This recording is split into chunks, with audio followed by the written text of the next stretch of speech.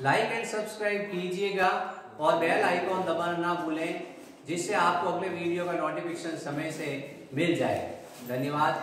आज अपन क्या है, वाष्पोत्सर्जन के प्रकार है उनका अध्ययन करेंगे।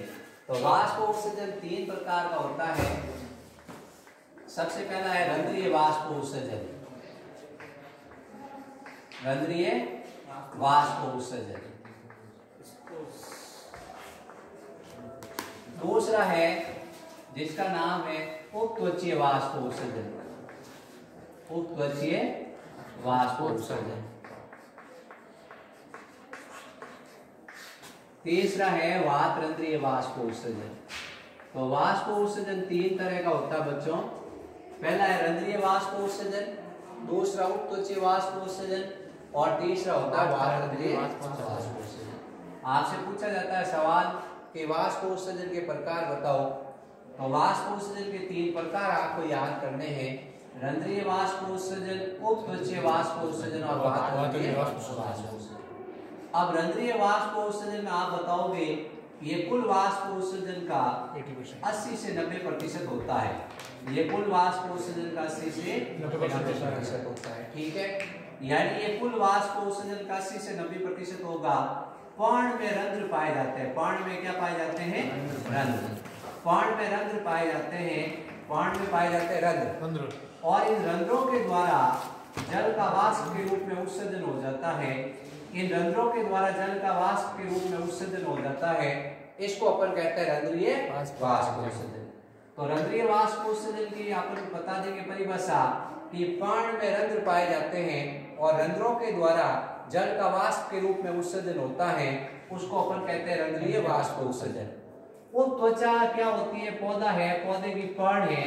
पर्ण के ऊपर मोम की परत पाई जाती है, काइटिन की परत पाई जाती है और सुबेरिन की परत पाई जाती है। ये सब ऐसे पदार्थ होते हैं जो वाष्पोत्सर्जन को रोकते हैं। यानी पर्ण के ऊपर मोम, काइटिन, सुबेरिन, लिग्निन, ये सब ऐसे पदार्थ होते हैं जो वाष्पोत्सर्जन को रोकते हैं, लेकिन इनके द्वारा भी जल का वाष्प के रूप में हानि हो जाती है। तो अपन कहते हैं ये ऐसे पदार्थ है जो उपत्वचा है। क्या है? उपत्वचा।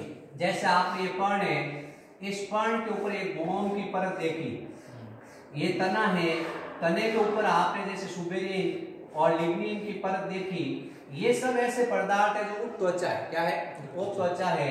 ये वाष्पोत्सर्जन को रोकते हैं, लेकिन इनके द्वारा भी थोड़ी बहुत जल की हानि हो जाती है। कुल वाष्पोत्सर्जन का जैसे 8 से 9% इसके द्वारा हो जाता है।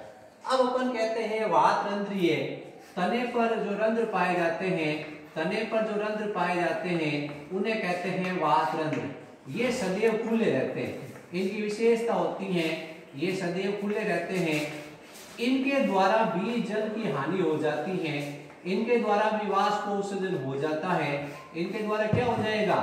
वाष्पोत्सर्जन हो जाता है। इस वाष्पोत्सर्जन को कहते हैं वातरंध्रीय वाष्पोत्सर्जन। ये मरुस्थलीय पौधों के तनों में पाया जाता है। किसमें पाया जाता है? जो मरुस्थलीय पौधे होते हैं, नागफनी वगैरह है, कैक्टस वगैरह है, उनमें वातरंध्र पाए जाते हैं। तो रंध्रीय वाष्पोत्सर्जन, उपत्वचीय वाष्पोत्सर्जन और वातरंध्रीय वाष्पोत्सर्जन 3 तरह का वाष्पोत्सर्जन है। ये कुल वाष्पोत्सर्जन का 80 से 90% होता है। पर्ण में रंध्र पाए जाते हैं। इन रंध्रों के द्वारा जल की वाष्प के रूप में हानि हो जाती है। इसको कहते हैं रंध्रीय वाष्पोत्सर्जन। पौधे के ऊपर मोम, काइटिन और सुबेरिन, लिग्निन की परत पाई जाती है, इसको कहते हैं उपत्वचा। इसके द्वारा भी जल की हानि हो जाती है, इसको कहते हैं उपत्वचीय वाष्पोत्सर्जन। और अपन कहते हैं कुछ ऐसे रंध्र पाए जाते हैं जो सदैव खुले रहते हैं, उनके द्वारा भी जल की हानि हो जाती है। जैसे मरुस्थलीय पौधों के अंदर उन वातरंध्रों द्वारा जल की वाष्प के रूप में हानि होती है, तो वातरंध्रीय वाष्पोत्सर्जन। अपने को याद रखना है कि सबसे ज्यादा जो वाष्पोत्सर्जन होता है वो रंध्रीय होगा। कैसा होगा?